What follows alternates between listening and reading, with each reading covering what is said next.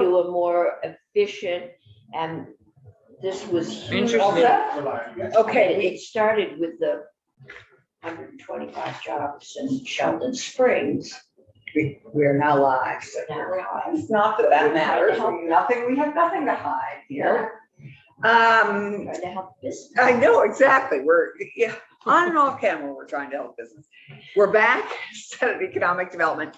Thomas Cheney, it's good to have you. Welcome back. We're focusing today on all things workforce, or mostly all things workforce. And we have heard actually from Ellen Kaler this morning, which sort of follows your work. And so if you'd be kind enough to sell us on section 10 of the House Workforce Development Bill embedded in the budget, and focus and fill us in on section 10, that would be great.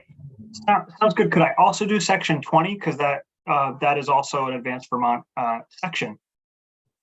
Oh, I hadn't appreciated that. And section 20, great. Go for it. And I might start with that one just because I think it kind of gives an overview of 10, or helps us set up number 10. Sorry, I see it. Credential value. I hadn't appreciated both. Okay. Yeah, great. it's kind of, the language is a little murky there, right? Yeah. Well, first of all, just thank you for having me in today. For the record, I'm Tom Cheney, and I'm the Executive Director of Advanced Vermont. It's great to meet you, Senator, and to see the rest of you again. You actually, Tom, do you know all of us? Because I think you know. No, I think we haven't. I just don't know Senator Harrison. Yeah. Yeah, Would you like to introduce yourself? sure. I'm Wendy Harrison. I'm from Wyndham and I live in Brattleboro. Wonderful.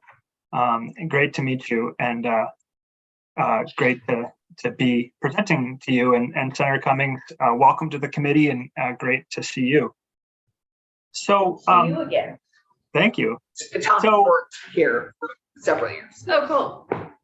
Yeah, it's kind of wild how long ago that was. I had a little bit more hair on my head, and wasn't going to be testifying from my child's bedroom because I didn't have a child then. So times have changed. That's funny. And You didn't even have a spouse. yeah, right. It was true enough. I had a girlfriend. We weren't married yet. This is true. And I'm, just in case you hear in the background, I'm on paternity leave right now with our third daughter, and she is being cared for by my parents right now, but we may hear her in the background at some point. So Congratulations. thank you. This is baby day because Well, it's spring. we also have a baby happening in this committee at the, which is quite exciting. That So, is and absolutely wonderful. That's absolutely, they'll be in the same grade. It'll be, She was just born, right? Your youngest daughter?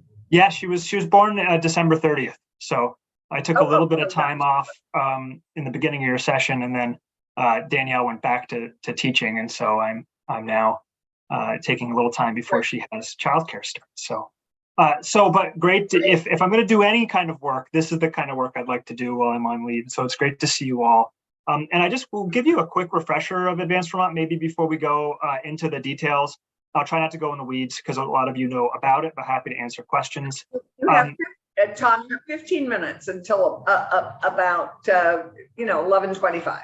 Okay, yeah, I can keep it in there. So Advanced Vermont, we're the only organization in the state really focused on supporting the economic growth and workforce development through this supporting this goal that 70% of Vermonters will have a post-secondary credential by 2025. And that was something that was codified back in 2019. As of 2021, which is the most recent data, we're at about 59%, which is a decent growth in the past few years.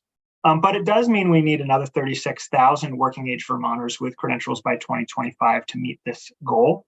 And so we weigh in on policy, we drive discussions across sectors, we conduct research and maintain a database for folks like you to track key indicators of post-secondary attainment. And an area we spend most of our time on these days really is changing the narrative around education and training after high school and its essential connection to the high pay, high demand careers in the state. We launched and maintain myfuturevt.org, which is a one-stop shop for career and education resources online. It's free. And we publish information there and do a national registry on credential bearing programs through this project we call the Vermont Credential Transparency Project. which is a big body of work in and of itself. Last year, Act 183. Sorry.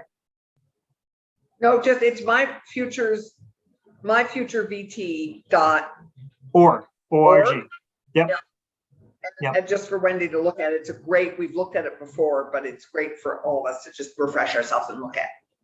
Great, sorry, And I won't, because I only have 15 minutes, I won't walk you through kind of the cool things we've done to it last year, but there are a lot of cool things since I was last in front of the committee that we've done to this site, and made it much, much stronger of a resource. And we're continuing to do that every day.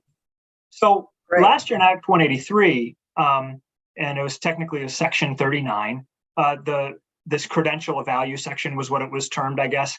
The legislature charged us to really continue this body of work that we've set up in collaboration with relevant state agencies and partners.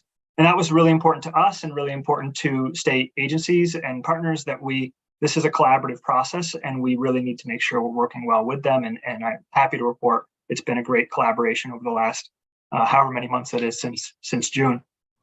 The way we approach our work, just really quickly, is the way we think about it is the primary goal to growing and strengthening Vermont's workforce in Vermont is that we should keep them here, right? We certainly would need more from out of state, but let's keep the folks here initially here. And a first step is just to let them know about the career and education opportunities.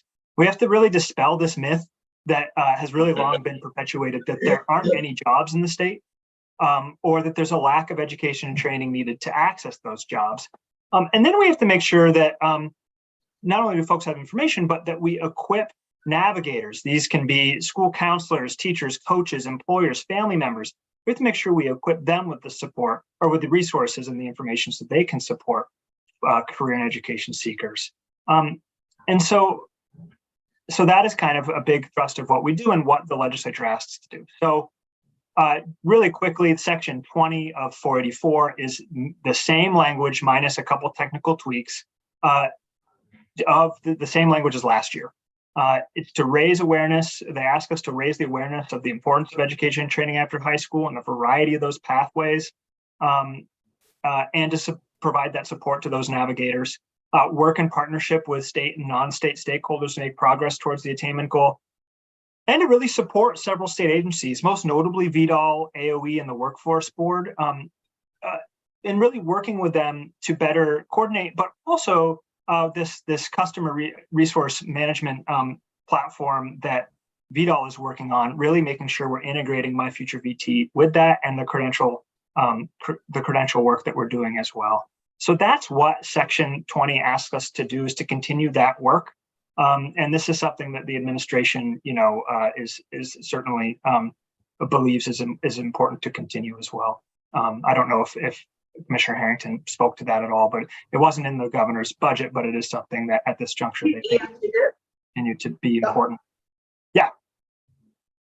Sorry. So just to remind ourselves, last year we invested $150,000, Yep. which, Thomas, I'm happy to say, as we are looking at an update on S11 from last year, Yep. Act 183, we are looking at how the money has been spent. You've actually spent your money, either that or it's been completely allocated and you employed it well.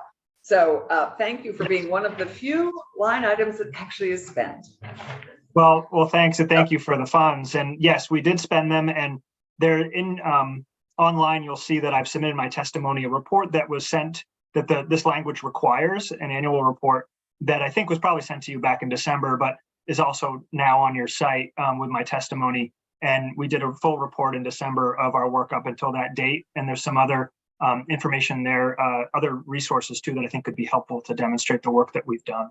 I know outcomes are important, and we're very focused on reporting those. May I just take one second to say for Wendy and Ann, Randy knows as well, but what is great about this website, Wendy, is that My Future VT, you go to it, you say what kind of job you might be interested in. It tells you all the things that you might need to do and consider, and the opportunities for training and for getting certain credentials or getting education in that area for you to accomplish that goal. And then it tells you it gives you, correct me if I'm wrong on this, and then it also gives you some of the jobs that might be available and at what salary ranges, so that people have a complete notion of what is both required to accomplish that goal and what the payoff may be at the end. Is that a fair way of describing? That's an excellent way. That's excellent, Senator. And Thanks. the only piece I would add to that is that so folks can get that career information as you explained it and that credential information as you explained it, but also we connect them to direct service providers. And we do that in a way that folks can, it's very filterable. So people can say, I'm this type of person. I'm young or older or a person of color or involved in the criminal justice system. And we have specific resources that we really try to get folks pushed out to. So whether it's VSAC, hireability, a Department of Labor, and so on and so forth. So that's another section because we know that a website is helpful, but really we need real life human beings as well supporting career and education seekers. Okay, Yeah. Do you want to address section 10 and then we'll ask questions? Sure. So stop me if you've heard some of this kind of overview from Ellen this morning. I'm sorry I missed it. I was trying to put a baby to sleep. But so section 10 appropriates $100,000 to Advance Vermont to create a climate workforce focused career and education resources on My Future VT. Now, this is a much trimmed down version of a proposal that was first developed by, and we were asked to be a part of this by the Energy Action Network's Climate Workforce Action Team. Tom, quiet, please. It is a evacuation? Yep, let's go. Is it a